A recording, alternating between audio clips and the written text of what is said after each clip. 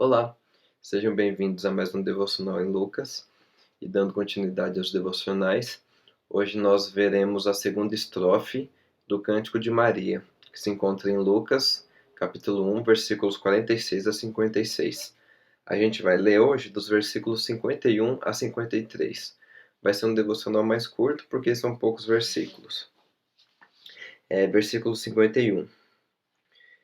Ele realizou poderosos feitos com seu braço, dispersou os que são soberbos no mais íntimo do coração. Derrubou governantes dos seus tronos, mas exaltou os humildes. Encheu de coisas boas os famintos, mas despediu de mãos vazias os ricos. Essa segunda estrofe é Maria exaltando o poder de Deus, a onipotência de Deus. E o poder de Deus ele é exaltado nesses 3 versículos em 6 formas no pretérito, né, em 6 verbos. Maria diz que Deus realizou, que Deus dispersou, que Deus derrubou, que Deus exaltou, que Deus encheu e que Deus despediu.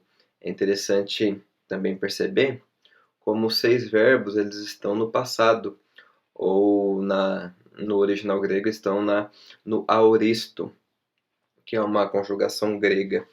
E o sentido deles estarem no passado tem dois sentidos principais deles estarem no passado. O primeiro é que eles estão no passado porque de alguma forma Maria está relembrando as coisas que Deus fez no Antigo Testamento, as coisas que ela ouviu, que ela já leu e que ela já ouviu falar de Deus do Antigo Testamento. Então, por um lado, Maria está relembrando as coisas de Deus. E essa lembrança, ela mostra um Deus que inverte as coisas, parece, né? Porque é um Deus que, por exemplo, no versículo 51, dispersa os que são soberbos, que derruba os governantes, não é mesmo? No versículo 52, que despede de mãos vazias os ricos, quando na verdade na nossa sociedade, por exemplo, e na sociedade daquela época, os ricos eram melhor recebidos, eram mais benquistos, quando na verdade o nosso Senhor, ele despede de mãos vazias os ricos e abençoa os pobres, os humildes. E aqui, naturalmente, o sentido de riqueza não é apenas uma riqueza física que está falando, né? Mas também envolve uma riqueza espiritual. Esses ricos que o Senhor despede de mãos vazias não são só ricos financeiramente falando.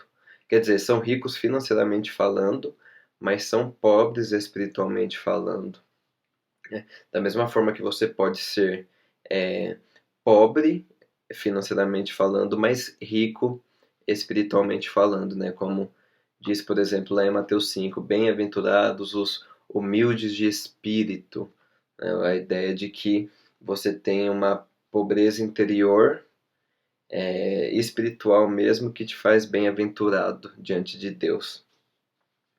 Mas a gente vê aqui então um Deus que inverte as coisas, um Deus que de fato troca a lógica da realidade, que abençoa o humilde e que despede de mãos vazias os ricos. E isso é apenas para que o homem, de fato, todo homem reconheça que ele é Senhor, né? Para que o homem não faça de si mesmo um Deus. Por isso que ele, como diz no início do versículo 51, ele dispersa os que são soberbos no mais íntimo do seu coração, para que o homem não faça de si mesmo um Deus e para que ele possa reconhecer e adorar a Deus como único Senhor. Por outro lado, é interessante também pensar que Maria, ela pode estar falando de acontecimentos futuros também. Mas ela está falando de acontecimentos futuros com tanta certeza de que eles vão acontecer, porque é Deus que está cuidando deles, que ela coloca a conjugação dos verbos no passado, que é uma estrutura gramatical muito utilizada pelos autores do Antigo Testamento. Falar de coisas futuras com verbos no passado, mostrando a iminência e a certeza de que essas coisas aconteceriam. Então, Maria pode ter colocado esses verbos no passado também por conta disso, não é mesmo? E é muito belo Maria vendo o poder de Deus dessa forma. Ela, como filha pobre do rei Davi, né, uma vez que provavelmente ela não tinha muitos bens, apesar de ser da genealogia de Davi, ela muitas vezes experimentou a sorte dos pobres, né? Muitas vezes pode ter experimentado a rejeição social, ser deixada de lado socialmente, mas ela sabe que em Deus ela tem uma riqueza que não é necessariamente financeira, mas que em Deus ela tem uma riqueza espiritual infinita. E ela se alegra no poder de Deus. Que nós possamos também sempre nos lembrarmos do poder do nosso Deus, de como Ele é onipotente, de como Ele é Senhor.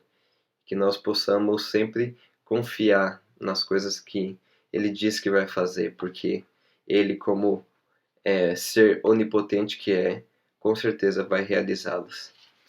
Deus abençoe e até o próximo devocional.